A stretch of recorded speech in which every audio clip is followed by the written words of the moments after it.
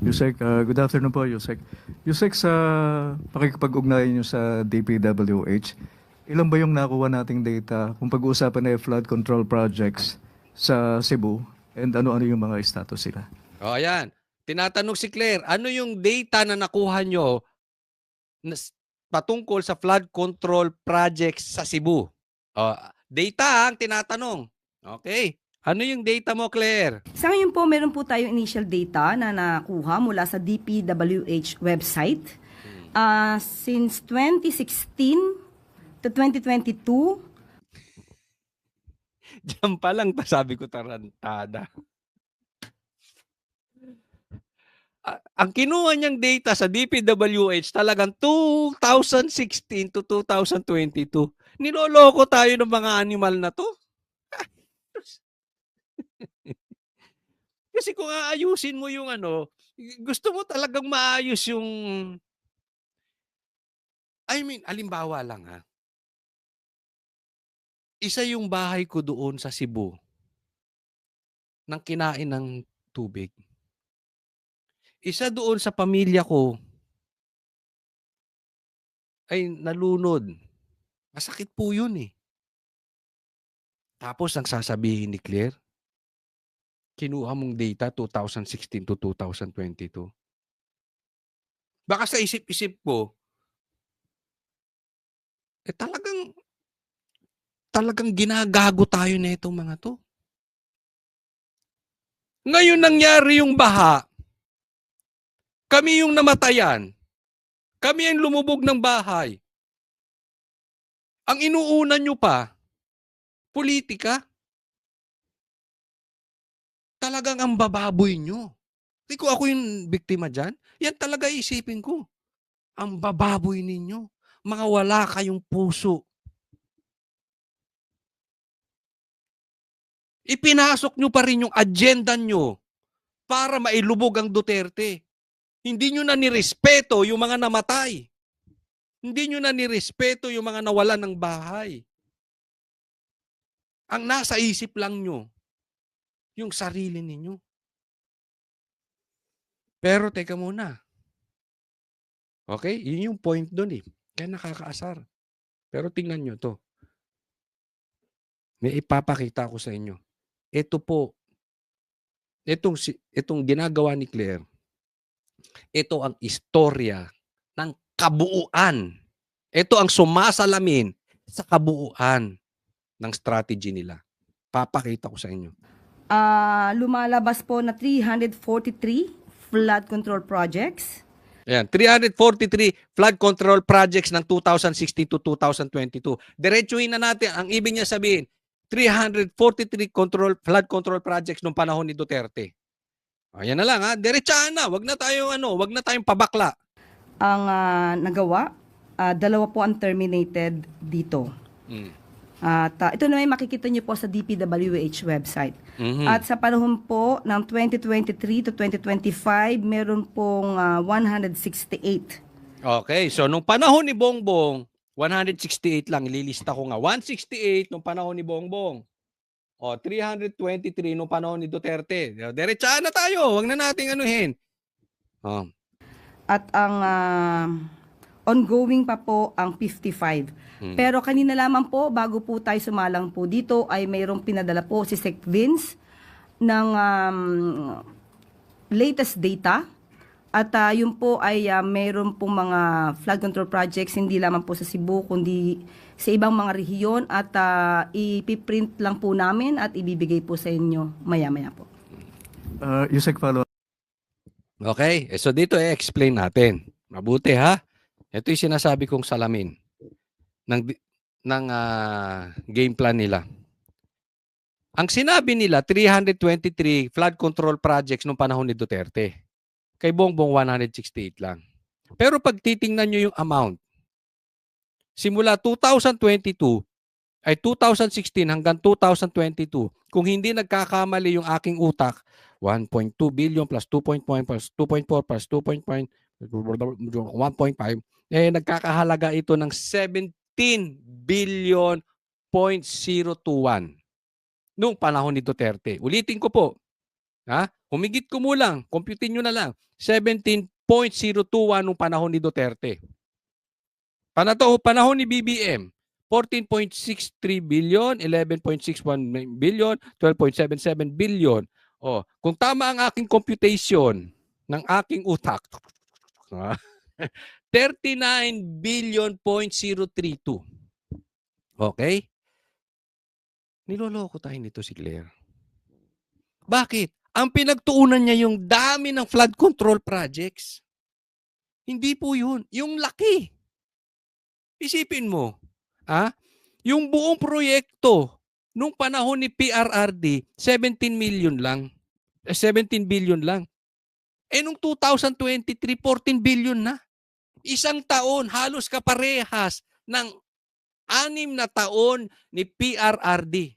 Ulitin ko, yung isang taon nila na 14 billion at yung yung 6 na taon na 17 billion ni PRRD, 6 na taon compared sa isang taon ni Bongbong, halos parehas. 14 tsaka 17, di nagkakalayo, di ba? Nakuha nyo? So anong style? Sisilipin nila, kaya kailangan pag nagsalita si Claire, silipin ninyo. Bakit? Isa lang ang tatamaan yan, yung siyang mintis. Isipin mo, ang importante, yung amount. Kasi ngayon nalunod eh. So halimbawa, pumasok ako, Bongbong Marcos. Nakita ko, teka muna.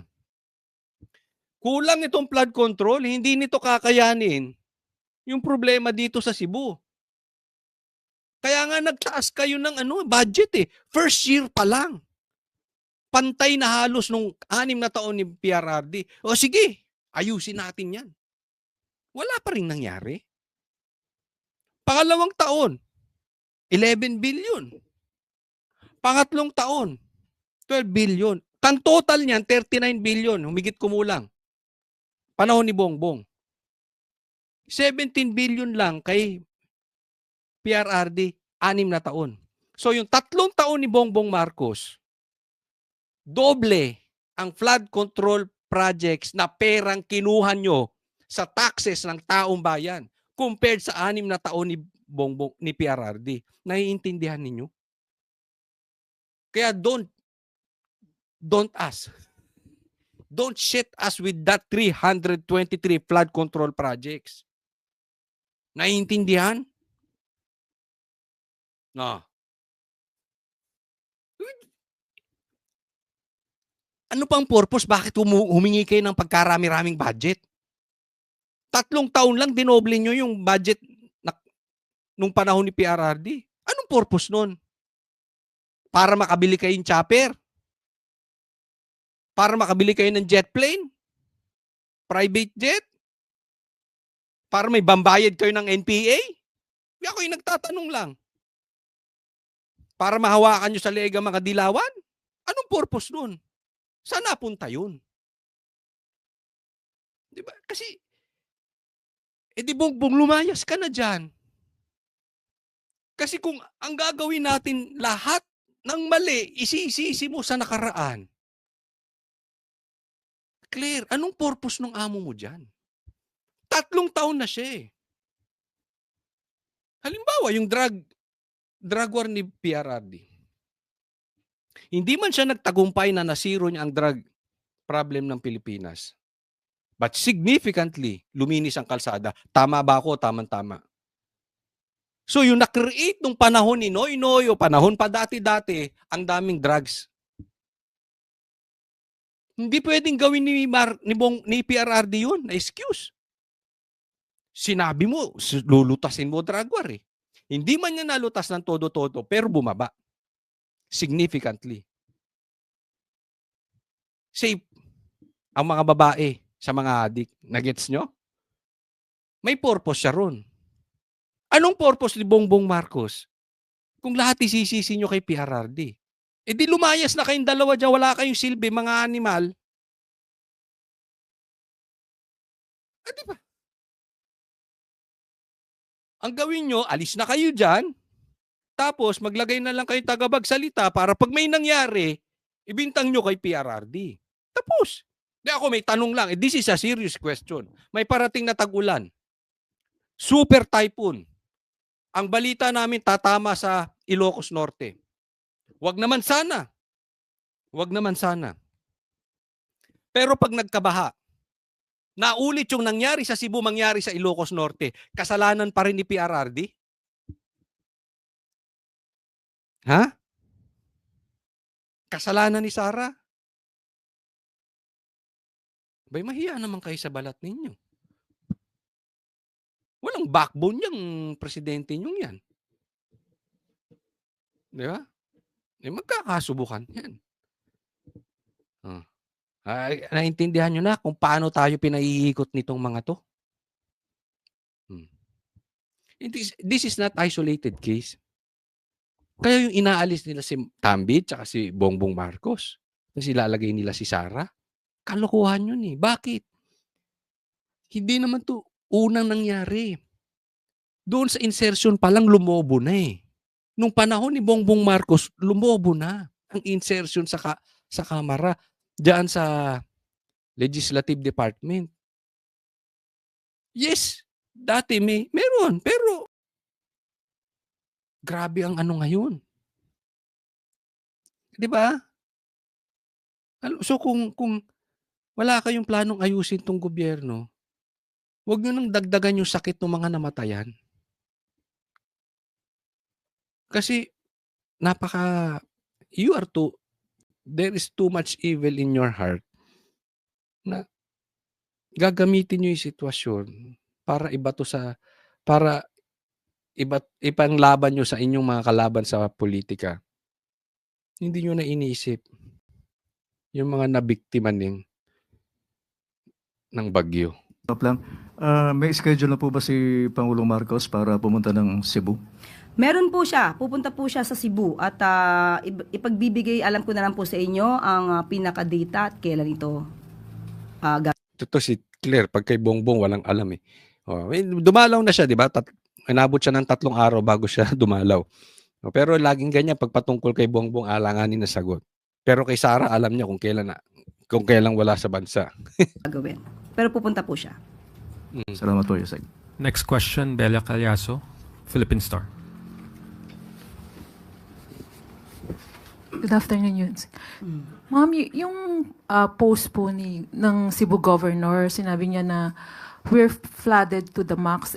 And yet, yun nga yung budget supposed to be para sa flood control, umaabot ng 26 billion. Ano pong reaction ng Palace dito? Okay. So, ang tanong dito yung post ng Governor. Okay? Obserbahan po ninyo anong sagot ni Claire.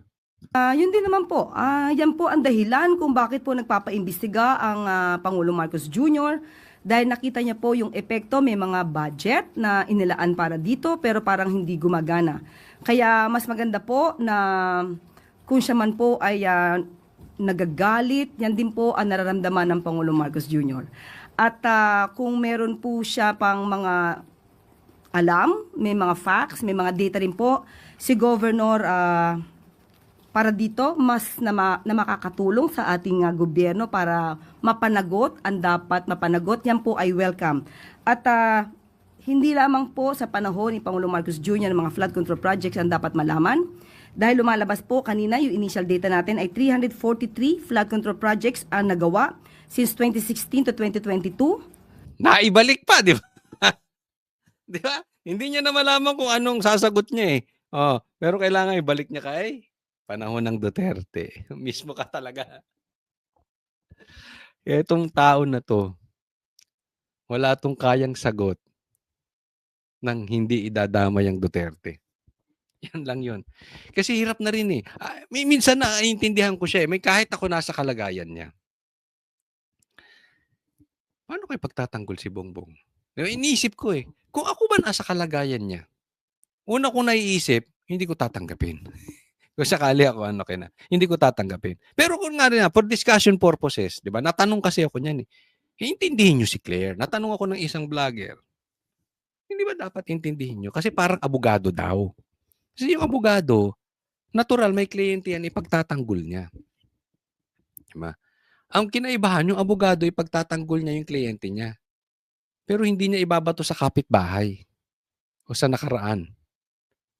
Pagtanggol mo lang yung kliyente mo.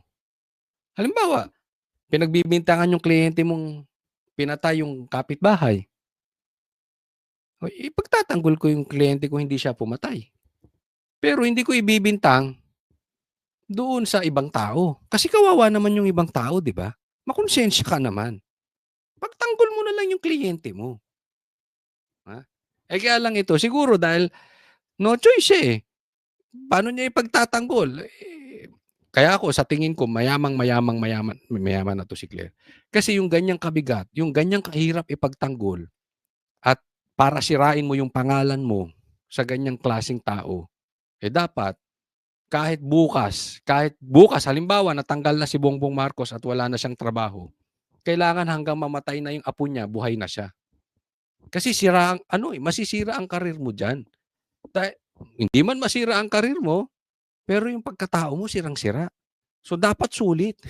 'Di ba? Dapat sulit ang kikitain mo. Kaya sa tingin ko mayaman na ito, no? Opinion ko lang naman 'yun.